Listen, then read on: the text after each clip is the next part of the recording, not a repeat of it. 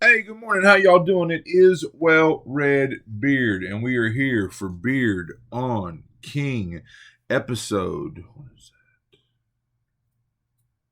that? Episode 6, and this is The Shining by Stephen King. Now, um, probably gonna make some of y'all mad. I will be honest with you. Going into this read, I would have told you this is my favorite Stephen King book of all time. I would have told you that I absolutely loved The Overlook Hotel. It is probably in my top 5 book settings of all time. I mean, I love the idea of the overlook, the idea of the solitude, a family being shut in there together for an entire winter. I love the whole idea there, and I still do. Like the Overlook is still probably in my top 5, settings ever.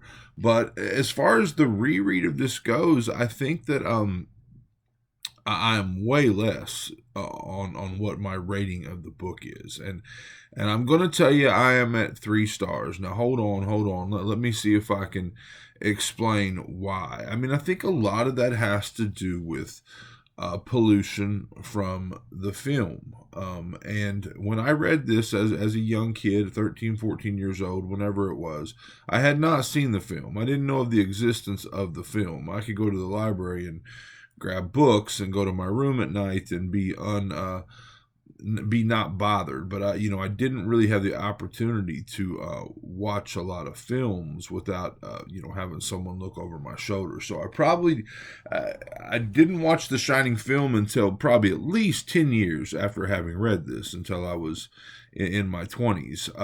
So very very long after it came out.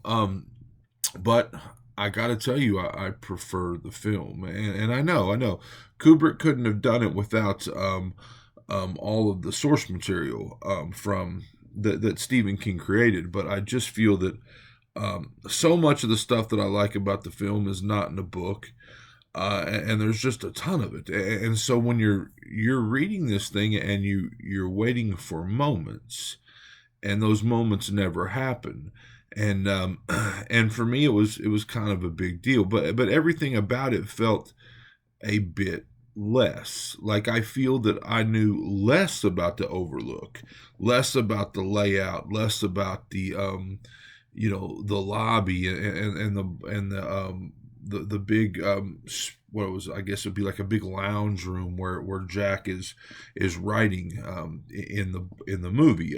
All those areas, it felt duller. And it's not all the damn carpet, right? It's not the carpet from the movie, but it felt duller, less formed. Does that make sense? So I cannot talk about this book without talking about the film and my feelings on the film. But I'm going to rewatch the film in the next week, and it'll probably be our Beard on King episode 7. And I'm also doing Doctor Sleep for the first time. I've seen the film, I've not read the book, but I'm about halfway through the book. So we'll be talking about Doctor Sleep and its relations to all this. And then I'll probably also rewatch the Doctor Sleep film and do one on that too. So, but I just really like the movie. Let's talk about some differences. Um, in the two twin girls in the movie, iconic image that doesn't exist in the book. The differences in the fact that Jack is writing in the book. Jack is writing a play, and in the movie, I think he's writing a novel. But we never really observe him writing, and the whole scene of him, all work and no play, that does not exist in the book. The blood flowing out of the elevator, super iconic, right? I mean, it does not exist in the book. Also, what else was there? Well, here's Johnny, or the famous line is he's busting through the bathroom door with an axe, not a roque mallet. Um, doesn't exist in the book, and yeah, that's a difference in the movie. He grabs an axe, right? In the book, there's a lot of build up about the game of Roke and it being like a predecessor to dumbed down Americanized croquet or whatever, and that Roke was this pure game, and when he's out there in the shed, he sabotages a snowmobile at one point so they can't get out. He finds these Roke mallets, and so there's a lot of backdrop to Roke and the Roke mallet, and the fact that that is what he is using when he's chasing his wife and son down the hallway, not an axe. In the book, there's this big piece about this fire extinguisher, fire hose that's like mounted on the wall, and it being very snake-like and it moving and whatnot, and I feel like I missed something there. Like I feel like when reading this again, I did audio. I feel like maybe I'm not giving it a fair shake, but that part was just dumb to me. I don't know. Again, it does not exist in the movie. In the and so the maze. There you go. The maze, the hedge maze. The final scene where and again, I can this is book was published in the 70s. The movie I think came out in the early 80s, and I'm just guessing. I don't know, so don't get at me saying, "Oh, Beard, the movie came out in 1979 or whatever." The book was 77, it looks like, but anyway, so what I'm saying is I can't do this without spoiling some things. But the final scene in the movie with Jack chasing Danny through the maze, that doesn't exist, and ultimately Jack's demise. The again iconic but heavily memed scene of him frozen to death in the maze does not exist. So all those things that I love. I mean, I will tell you, The Shining, the film, it's I don't know. Look, I don't rate these things and keep them fresh in my head, but if pressed today, definitely in my top 5 films. I absolutely love that movie. I mean, it's everything that I want from like a cinematic viewing or whatever. I absolutely love the movie. So yeah, so reading this and not having those moments, not having those scenes, of course it was a letdown. I mean, I knew that the book was different, but I did not remember how much different. Now, one thing I think I prefer to the movie, and again, I have not rewatched the movie, so I'm going to have to refresh myself. I do not think you have all the buildup about Jack, all the things that he's been through before he decides to, isolate his family in this mountain retreat or this mountain hotel.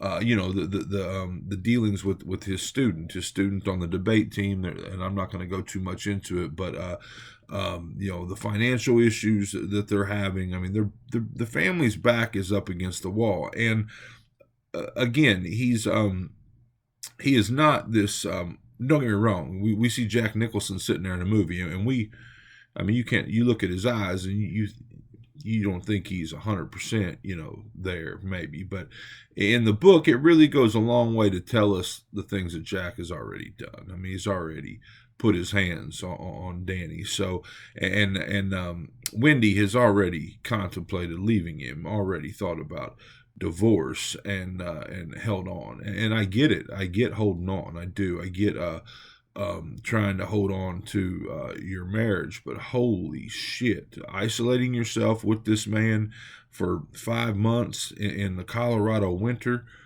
so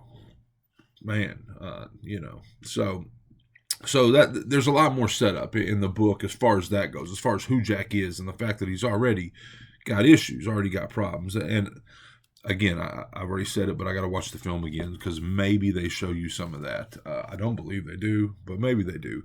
I like the aspect of The Shining. I like the idea behind The Shining. I also like the idea that now, from this point forward, any, kid or person that has some sort of intuition or some sort of abilities, that book in the Stephen King universe can then be somewhat loosely linked back to The Shining, like I just read Later. And while Later probably has no official ties to The Shining. It's got a kid that communicates with dead people, and you're like, oh shit, he's got The Shining, But so I like that. I like the element of The Shining, but ultimately, my favorites are, of course, are the story or the character of Jack, and the character of the Overlook. I mean, it's not a character, but you get what I'm saying. The setting of the Overlook. I read an article before coming here. The differences between these, and this person, mentioned that the guy's name in the book was John, and in the movie it's Jack. I mean, completely untrue. I don't know. I mean, I was like, did I just read this entire 450-page book and superimpose the name Jack over John because of the film? And it's not the case. I mean, I opened the damn cover, and right here in the damn synopsis, it says, Jack Torrance. So, but I did kind of have a moment of, what the fuck? So, Jack Torrance. But, the other thing is it talked about Wendy. It talked about Wendy being in the book. She's mentioned as being blonde haired. Of course, Shelley Duvall was not blonde haired, but it mentions of her being of like movie star quality beauty, and I guess by certain standards, Shelley Duvall doesn't live up to that either. It talked about in the book she gives Jack more of a hard time, like gives him his shit back some, or not really, but I guess kind of kind of puts her will on him in a couple places. I didn't really see that. Like I saw the characters kind of mimicking each other across the two mediums, except for the fact that we get this build up, right? We get these stories that happen before the Overlook, and we know that Wendy has thought of taking her son and getting the absolute fuck out of this marriage. So those things, yeah. But as far as when the shit is going down in the Overlook, I didn't really see, and I might have missed it, but I didn't really see anything that stood out to me as a difference as far as like strengths between Wendy in the film and Wendy in the book. Danny, pretty much the same. Red Rum, of course, Red Rum exists in both places. I think more so in the book. I think you get a little bit more build up on Red Rum as well.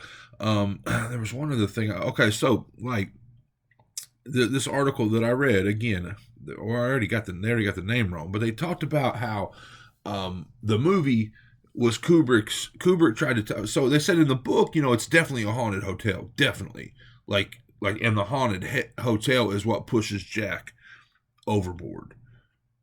They said in the film though, Kubrick does a good job of taking that and converting it into Jack already being insane and trying to hold things together, and then the isolation and the writer's block and those things are what pushed him over the edge. And I'm like, well, first of all, there are way more ghosts, like visible ghosts, in the movie than there are in the book. Don't get me wrong. When we get the whole scene of this, New Year's Eve party or whatever it is, and unmask real quick. I love the ties to the Mask of the Red Death. Love that. But so yeah, there are glimpses of like this mass amount of people or spirits left behind in the Overlook, but not like you see in the film. And again, the two girls, don't make an appearance. Really, the only two ghosts that play like, I guess what you would call a major role in the book are the woman in room 217. Am I right? And the bartender, Lloyd. Lloyd makes an appearance. It feels like, I don't know, like it feels like, in the book it tells you definitely that when they get there is no alcohol on the premises, and in the movie I want to say that it says that too. I don't know, I can't remember, but in the movie, like I felt like he actually started drinking again, like it wasn't like in his mind, like he legit started drinking again. But in the book, that is definitely not the case. There was no alcohol on premises. That part was all in his head. Anyway, so back to the point I was trying to make. There are definitely more ghosts in the movie, in my opinion, than in the book. There's definitely more of a haunting presence of supernatural things going on in the movie than there is in the book. Don't get me wrong, I think it's present in both. And I would argue that the book does a better job of saying this motherfucker's already insane. I mean, he has already laid his hands on his son, laid his hands on a student. He's got alcoholism issues. He has definitely got some anger management issues. And the book tells us that shit plain as day right on the paper. I mean, it tells us these things. So we know already that he's, pushing that line, pushing that needle up to the red. And so what I'm saying is, the article said that in the movie he was insane and just went over the line. I'm telling you, in the book it was that way. In the book, we knew that he had all these issues, but in both cases, the overlook was not in his head. That shit was real, and the reason you can't make that argument, the reason you can't say the movie was that way, is because of Danny. Danny can see all this shit. So if Danny can see this shit, it's not in Jack's head, right? Right? I don't know. Look, it's still a absolute classic piece of horror literature. I still, love this thing. So I don't know. I mean, I don't know. All I know is that I liked it less on the second read. I liked it less after having seen the film. I try to put myself in a place of, okay, you haven't seen those things. Get all that shit out of your head. Wipe all those images out of your head and read it. And I don't think I could, because here I am telling you about all the shit I liked about the film that didn't exist here. But, I love the connections to Poe. I already said that, but the connections to Shirley Jackson, The Haunting of Hill House. Like, in my opinion, and I could be wrong about this because I don't remember all the shit, but I do believe this made a direct reference to The Haunting of Hill House. I do believe Salem's Lot also made a direct reference to The Haunting of Hill House, and Carrie has got some definite similarities to The Haunting of Hill House, and mostly to the character of Eleanor. So you've got these three very early Stephen King books, like almost 1, 2, 3. It might not have been 1, 2, 3. Like, I can't. I thought I knew this. I think it's 1, 2, 3. Like his first, second, and third book. I'm hesitant. I want to say he wrote one of the Bachman, the Bachman books, one of those in between. But this might be his first, second, third book, and all three of them have definite ties to Shirley Jackson. So there's a lot here. There's a lot to think about. What I can definitely say, beyond a shadow of a doubt, is I prefer the film to the book, and I never, ever, ever say that. I know that it is King's creation. I know that Kubrick had all of this beautiful source material to work with, and I hate to say that, someone took someone else's work and made it better, but that is absolutely the case for me. And I know it's going to be an unpopular opinion, because I've heard a lot of people say that they don't love that film, and I just don't get it. I don't get what there's not to love about the film. Another thing that exists in the book, but not the film, the hedge animals. The dog's gonna start barking. The hedge animals. I just don't love that. Like, I didn't like it. That was not. It was hard for me to buy that as like a valid threat. These hedge animals that moved and got closer to the path and worked their way nearer to the front of the hotel, to the porch, and that part for me, it was a tough sell. Like, especially seeing another version of this without them. But I do like what they do for like the overall mythos and universe or whatever. The fact that, I just read a book. It was Billy Summers, and it has ties back to the Overlook and ties to these hedge animals. So I do like the fact that they're there, but it just, it was a hard sell for me, like the danger that they represented. I don't know. I've talked for almost 20 minutes about this book. I still like it. And I may come around, that's the thing, things change. I may come around and raise this back up to 4. Look, I just did Salem's Lot, and it was a 4-star read for me, and I raised it to a 5. This one, I would have told you before reading it, it was 5 and one of my favorites. And now I'm telling you it's 3, and probably not. Probably not. And I also like the film better, and I hate saying it. I do. I hate saying that, but it's the truth. This has been Well Read Beard. This has been The Shining by Stephen King. This is Beard on King, where I dive back into all of the master's work. I hope you enjoyed it. Give me your comments. This is definitely a comment-worthy video, people. Tell me your opinions. Do you prefer the book over the movie, and why? Because I need to know that. I need to know why you would prefer this book over that gorgeous film. Tell me your reasons. Let's talk about it. Let's have some interaction. I appreciate you. I'm glad you're here. I hope you're enjoying all your books as much as I am. If not, you're reading the wrong books.